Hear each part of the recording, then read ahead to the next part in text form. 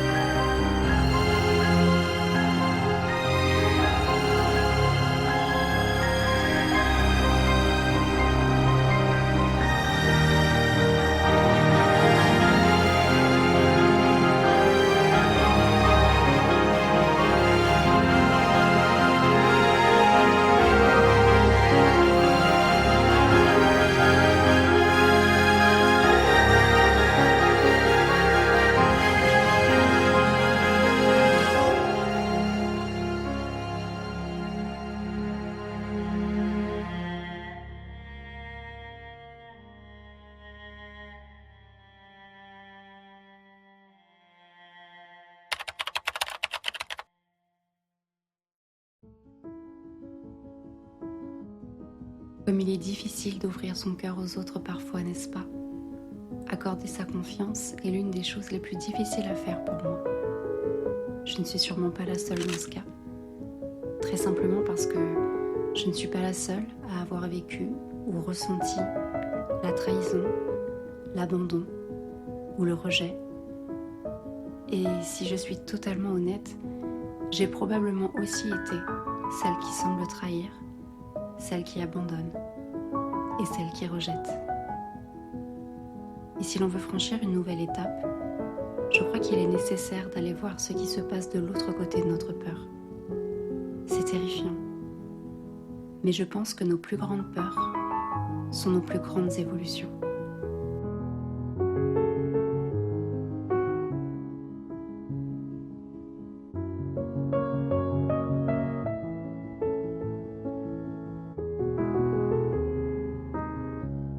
Comme il est difficile d'être un humain, et qui plus est un humain blessé, car un humain blessé est de fait un humain blessant.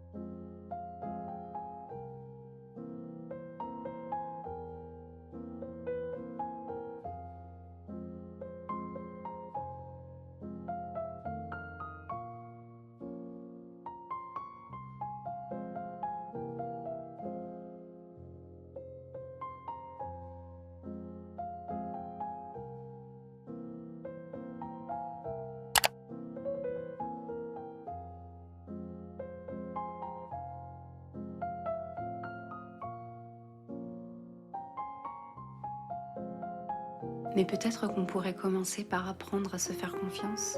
Je veux dire, apprendre à mieux se connaître, à mieux se comprendre. Et on se dirigerait alors vers des personnes dont le cœur semble faire écho avec le nôtre. Apprendre à se connaître, c'est aussi mieux s'écouter.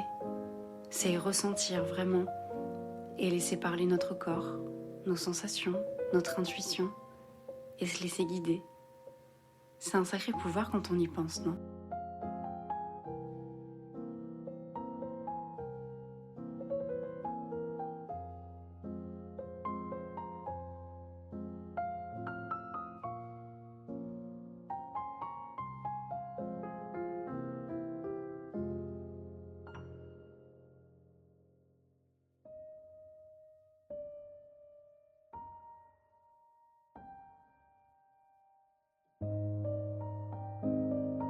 J'aime aussi penser que chaque rencontre a un sens, qu'il s'agisse d'un amour qui commence sous les étoiles et qui se termine par un coup de tonnerre, ou bien d'une amitié qui prend fin au bout de plusieurs mois dans le plus grand des silences, ou alors un voisin que l'on croise chaque soir et qui nous salue chaleureusement.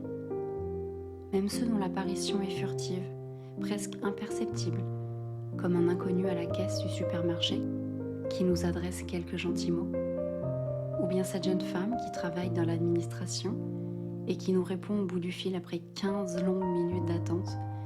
Elle peut se montrer très accueillante, ou bien au contraire, pas très investie et viendrait alors révéler cette part de nous en colère et impatiente qui avait justement besoin d'écoute et de considération. Je crois que chaque rencontre a un message, et je crois que chaque message est un enseignement.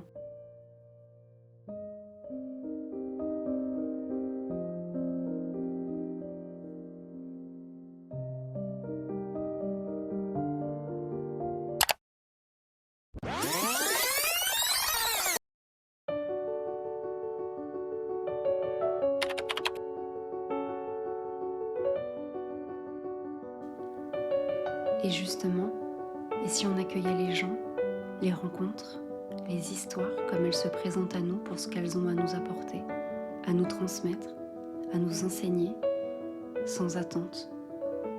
Il me semble que ce sont nos attentes qui ternissent nos liens. Mais n'est-ce pas humain d'attendre des autres de la chaleur, du réconfort, du soutien, de la confiance? Bien sûr que si.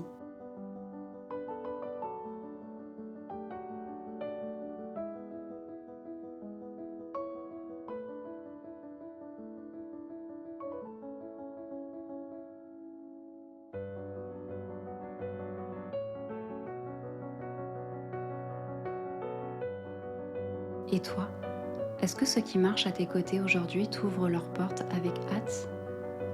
Est-ce qu'ils t'écoutent et posent des questions? Les vraies questions?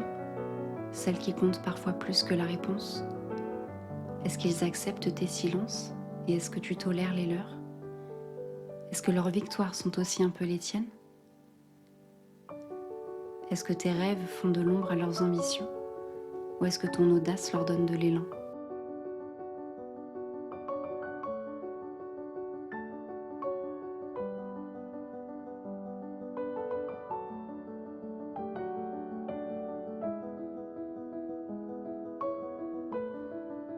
J'aime penser qu'il y a un peu de nous en chacun de nos proches, qu'ils sont comme un reflet, comme une addition de ce que nous sommes et de ce que nous ne sommes pas.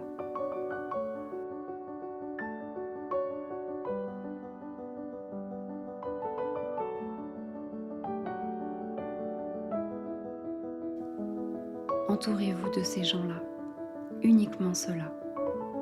Entourons-nous de ces gens dont l'amour qu'ils nous portent est confortable, doux, moelleux et évident.